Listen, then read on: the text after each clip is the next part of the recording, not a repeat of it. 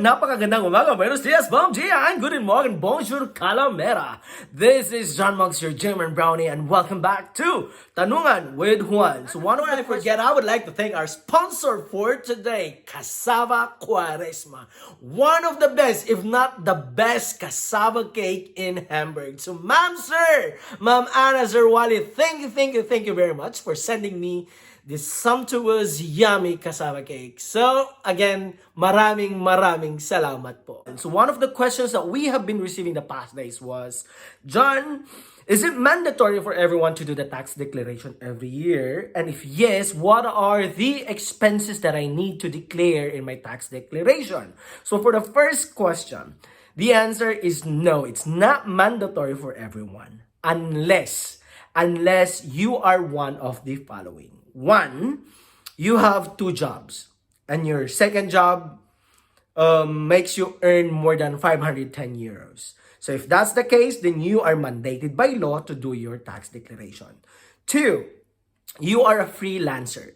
That means you are, for example, you are a singer, you are a dancer, you are a photographer, a videographer, a designer, then you are mandated by law to do your tax declaration.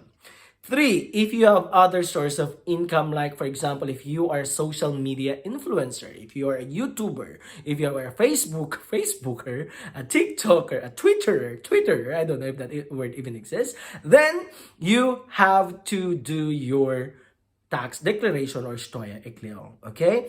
If you are also receiving, for example, Elterngeld or Arbeitslosengeld or Rente, then you are mandated by law to do your tax declaration, okay? Also, if you have started doing your Steuererklärung, then the finance is expecting you to do it every year. Okay? If you are like, for example, doing it voluntarily, you can also like ask them or tell them, inform them, for example, you're doing it for 2022, and then for this year, 2023, you think that there's nothing much that you can declare, then just inform them, okay, I'm not doing the tax declaration for this year, okay? And also, you can, for example, you arrive in 2022 in Germany, right? And you decide to wait or not to do it immediately. You can usually cover the previous 3 years, if I'm not mistaken. Yeah, so for example, 2022, 23, 24. Then you can do your tax declaration in 2025. And that means you're covering the past 3 years, if you are now in the year 2025. Okay? So now, question, what are the expenses that I need to declare?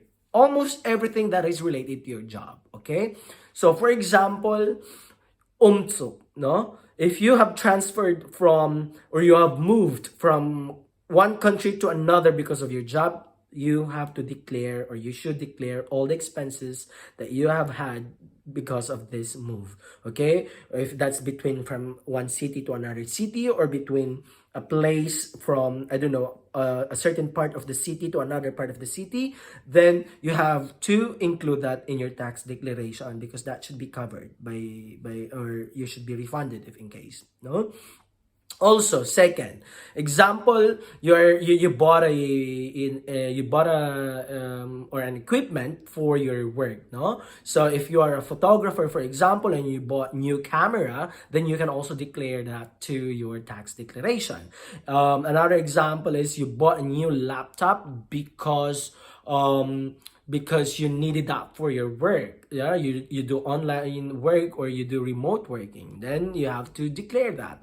Also, if you are doing a Fortbildung or an Ausbildung or a Weiterbildung, all the expenses that you have had because of this dong, then you have to declare that, no? Books, fees, transport from the training place to the training place or to the school, the accommodation, you have to include that. Also, if you bought, for example, you worked, I don't know, let's say in sales, and you're always required to wear business attire or coat, then buying coat and declaring it is acceptable. Okay, you just have to be careful. You need to keep all the receipts of all these expenses. the finance is not expecting you to submit all the receipt right there and then. But then, if they are like, for example, really? Did she spend this much? Then they have the right to request all the receipts that you have declared on that. So try to balance and do not exaggerate if it's not really needed to exaggerate. Okay. So yeah, that's just a disclaimer. I'm not a tax expert. I'm just sharing based on my experience. If you are not sure on how to do these things, you have three options. First option is to consult a tax expert, okay? But you have to pay for them, and they're expensive. They are expensive. I mean, I've been doing it for the past 2 years because my life is complicated. Well, I had two jobs, and that made me that required me to consult a tax expert. But I don't encourage everyone to do this, especially if you are just having one job, you know.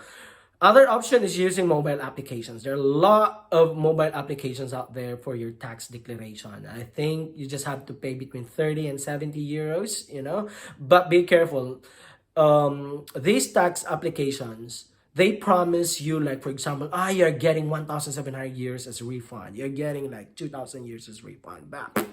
This is not that accurate, you know. So sometimes they were they promise you 1,700 euros, or not promise, but they said that you're getting 1,700 euros, and then when the finance reviewed your documents, no, he is only getting 80 euros. That's so painful, right? And then the last option for me is like consulting a Steuerverein. This is like in an association of tax experts. They're cheaper than a Steuerberater or Beraterin. You know, I think you just have to pay 100 euros, between 70 or 50 euros and 100 euros a year, and they will do everything, right? So yes, again, I hope I managed to answer the question of Mary. And guys, thank you very much for your continuous support. Thank you very much for sending me the questions, all your questions. Please do not stop sending them to me. And I will do my best to answer them one by one, as much as I can and as fast as I can. Okay? Once again, this is John Mags, your German brownie, and this is Tanungan with Juan. See you next time.